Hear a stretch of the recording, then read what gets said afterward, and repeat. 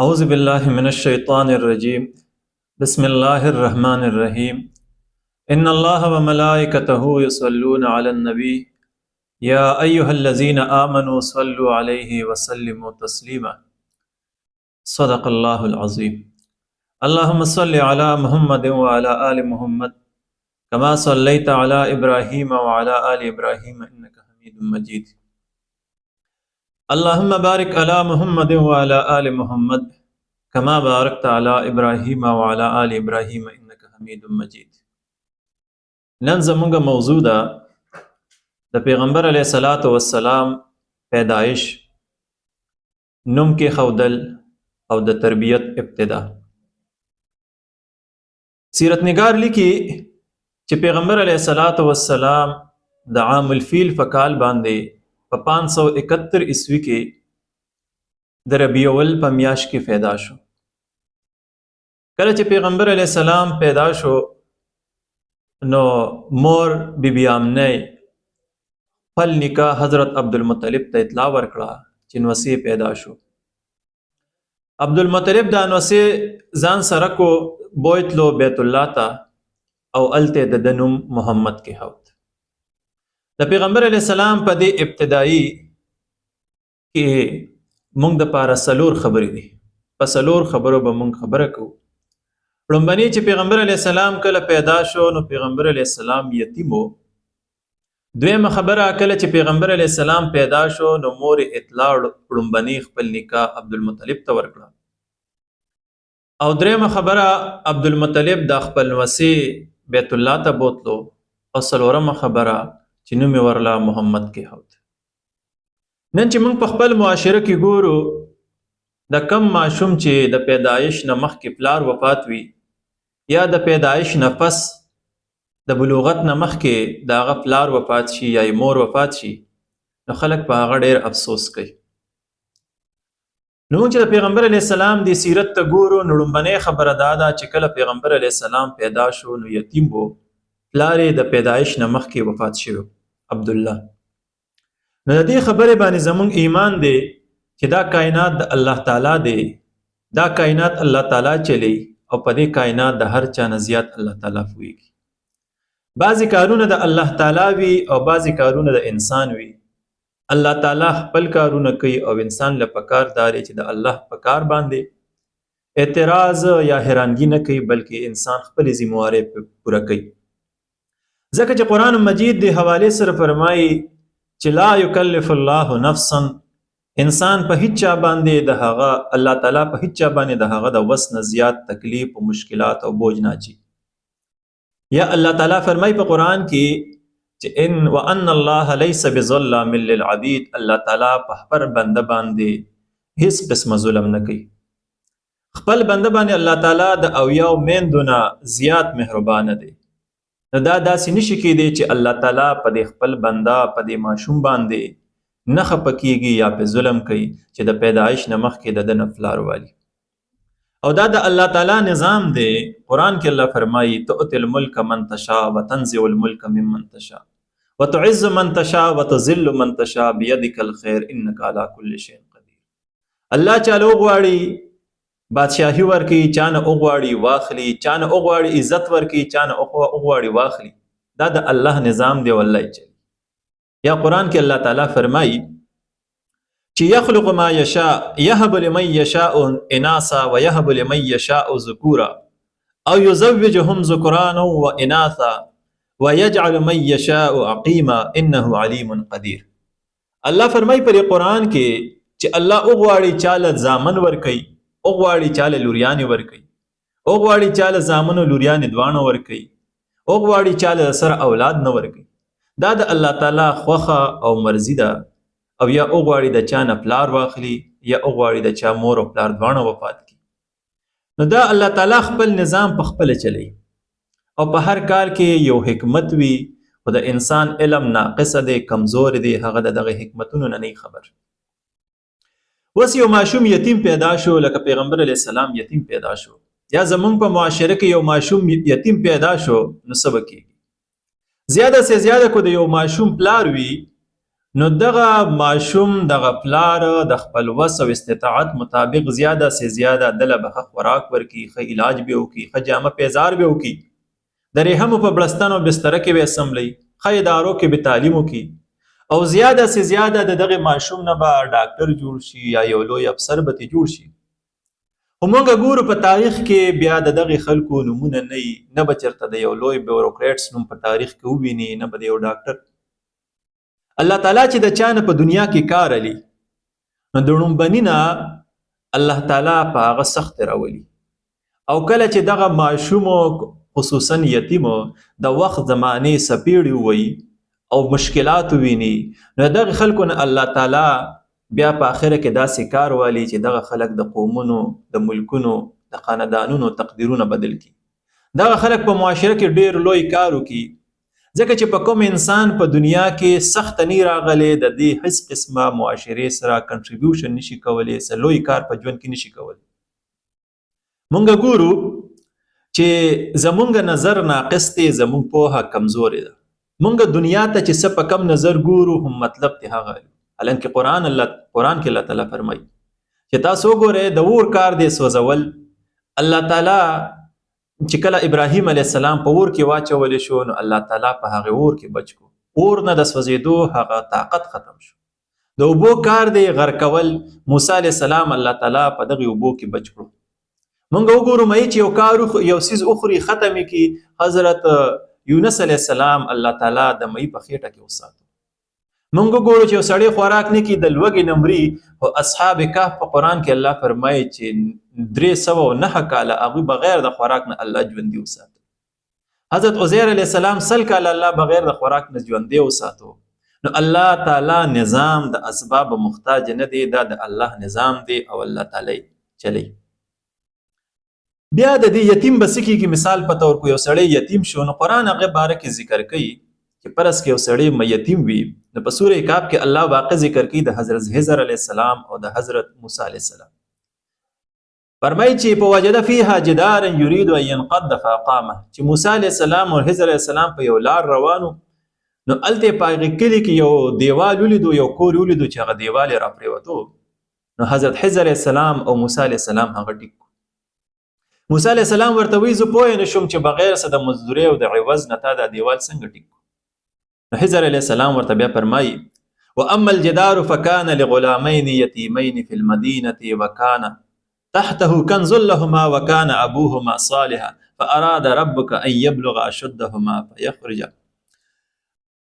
ويستخرج كنزهما رحمة من ربك وما فعلته عن امري ذلك تأويل ما لم تستطع عليه صبرا. حضرت خضر علیه السلام ورته وی دا کم دیوال چې موږ روغ کو جوړ کو، دا په دې کلي کې د یو دوو یتیمانانو او د دوی پلار ډېر نیک سړی و، او الله تعالی دا غوښتل چې دوی دا دیوال ټیک شي، او چې کله دا خپل قوت او بلوغت ته ورسي بیا د دې دیوال نه لاندې د دوی خزانه د دوی بیا راوباسي. د قرآن مجید د دې آیت مبارکه نه دا خبره ثابتېږي چې وګوره الله تعالی د یتیم خدمت د هغې وخت د لوی جلیل القدر انبیاء کرام په لاسو کړی دی. نو که یو کس نه د یو ماشوم نه الله تعالی پلار واخلي یا مور واخلي، نو د دغه ماشوم له الله تعالی چې کله په خپل بنده یو تکلیف راولي، نو مخکې د هغې نه طاقت او قوت ورکړي بنده له. نو الله تعالی د دغه یتیم د دغه ماشوم خپله خصمانه کولی شي، داسې اسباب فراهم کولی شي. مونږ له څه پکار دي؟ مونږ له د الله تعالی فرمایي په قرآن کې واصبر علی ما اصابک ان ذلك من عزم الامور، چې هر قسمه سخته تا ته ضرور رسیده په کوم حالت کې ته، نو په دغه حالت باندې ته صبر کوه، استقامت کوه. او بیا فرمای لئن شکرتم لازیدنکم ولئن کفرتم ان عذابی لشدید. الله فرمای کو په دغه خپل حالت ته شکر وباسو، د الله تعالی شکریا دی ادا کړه، نو زه به در باندې خپل نعمتونه ډیر زیات نورم زیات کړم. او کو د الله نه د مایوسۍ خبرې شروع کړئ، نو الله وی زما عذاب ډیر سخت. اوس مونږ ګورو چې پرس کا پیغمبر علیه السلام مثال پته ورو، پیغمبر علیه السلام پیدا شو یتیم. اوس پس کېږي نو د دې کې د عبرت دی نن زمونږ د پاره چې د پیغمبر علیه السلام کفالت چا کو کم کسي وکیل، نو هغه عبدالمطلب. عبدالمطلب په دغه وخت کې د قریشو د مکې سردارو، او عبدالمطلب هغه کسو د چا چې د پیدایش نه مخکې د هغه پلار هاشم وفات شو، یعنی عبدالمطلب خپل یو یتیم پیدا شوی او یتیم غټ شوی. مونږ ګورو چې په قریشو کې په زرګاو خلک دي، په زرګاو نفر دی، خو د مکې ولیت، د مکې سربراهي، د مکې قیادت الله تعالی دغه یتیم ته ورکړه. نن هم په تاریخ کې د هغه یتیم عبدالمطلب ذکر شته، خو چې د چا پلاران موجودو د هغه قریشو ذکر نشته. هغه عبدالمطلب په لوی نوم یادېږي. نو الله تعالی چې مثال په تور کله دا یتیم حضرت پیغمبر علیه السلام یتیم پیدا کو، نو لاول د کفیل هغه کس جوړ کړو چې خپل یتیم او هغه خپل د یتیم د احساساتو، د جذباتو، د ضرورتونو نه خبرو. نو الله تعالی یو داسې ولی پیغمبر علیه السلام لورکو چې هغه د حالاتو نه خبر. نو دې خبره باندې موږ لزان پوهه کول پکار دی. کو زمون په معاشره کې یو ماشوم یتیم وي، نو مونږ له صرف خپل ذمہواری د کول پکاري چې د هغه سره تعاون وکړو، خدمت وکړو.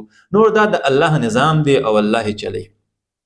ځکه چې کم ماشوم باندې دغسې الله سخت او ازمایش راولي، نو دا د دې خبرې دلیل دی چې الله تعالی به د دې ماشوم نه لوی کار لري.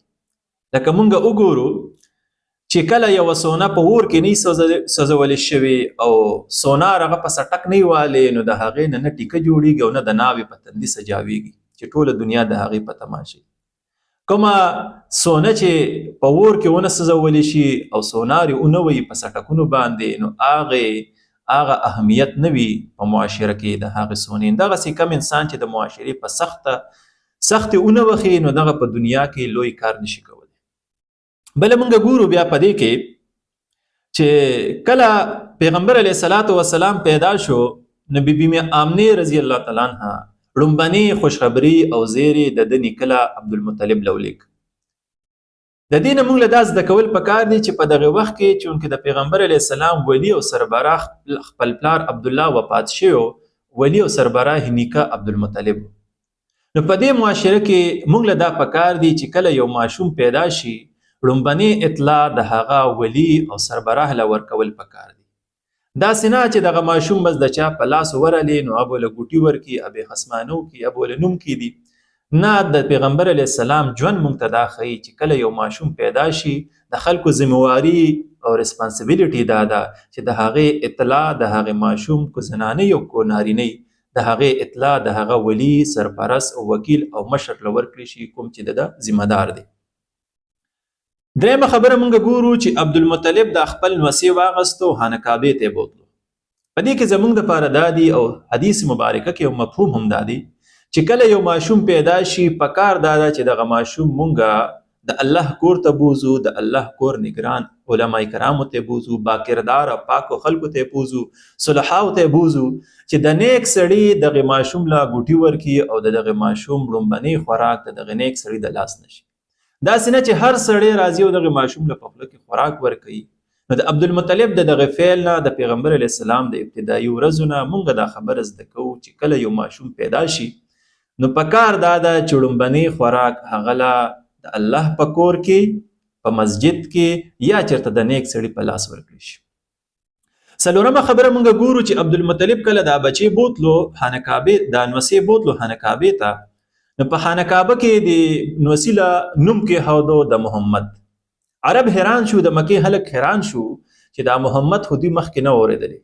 حالانکه په دغه بت پرسته معاشره کې د پیغمبر علیه السلام نوم، یعنی عبدالمطلب د خپل نوم نوسیله نوم چېرته د بت په نوم کې نه ښودو، چېرته د غیر الله په نوم کې نه ښودو، نه د دې ماشوم د نوم نسبت پلار ته وکړو او نه نیکه ته وکړو، نه قبیلې ته وکړو، نوم یې وله کېښودو محمد.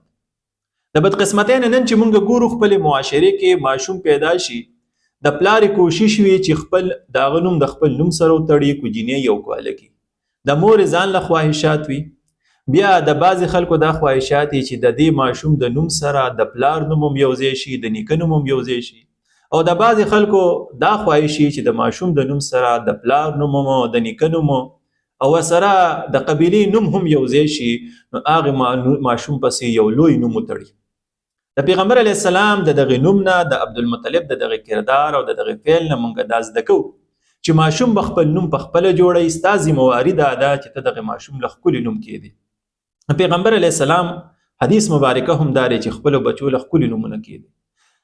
نو مونږ له دا زده کول پکار دي چې نه د پیغمبر علیه السلام نوم د پلار یا د نیکه د نوم سره تړلی شوی دی او نه د قبیلې د نوم سره. نو موږ هم د خپلو ماشومانو پر نومونو باندې رحم کول پکار دي.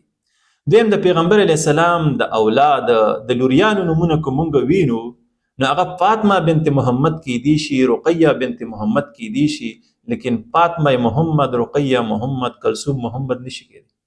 پیغمبر علیه السلام هم د خپل لوریانو نومونه، د خپل اولاد نومونه د پلار د نوم سره، د نیکه د نوم سره، د قبیلې د نوم سره نه دي تړلی. نو موږ له پکار داري چې د خپل اولاد د خپلو بچو په نومونو باندې رحم وکړو، ښکلي نومونه ولګېدو، داسې نوم چې دغه ماشوم دغه نوم په معاشره کې دته په ښه طریقې سره اخیستی کېږي او دغه ماشوم ته سبا دغه نوم په کاغذونو لیکلو کې اسانېږي. حالا کې زموږ په معاشره کې خو یو لوی عذاب دا اوس راغلی دی چې پلار د لور نوم د خپل نوم سره وتړي او چې کله لور واده شي نو هغه نوم بیا د پلار د نوم نه کټ کړي، د خاوند د نوم سره وتړي. د نومونو نه دا ساتي یوه ډرامه جوړه شوې ده. د رسول الله صلی الله علیه وسلم د ژوند نه موږ دا زده کوو چې بچي له ښکلي نوم کېده او دا ضروري خبره نه ده چې دی د پلار د نوم سره وتړي، دی د نیکه د نوم سره وتړي، دی د قبیلې د نوم سره وتړي، بلکې خپل بچی د دې جوګه کا چې هغه خپل نوم هم جوړ کړي او ستا نوم هم د هغه په ذریعه سره په ښو الفاظو کې یاد شي. د الله نه زموږ دا دعا ده چې موږ له په دې باندې د عمل کولو توفیق راکړي. و آخر دعوانا ان الحمد لله رب العالمین.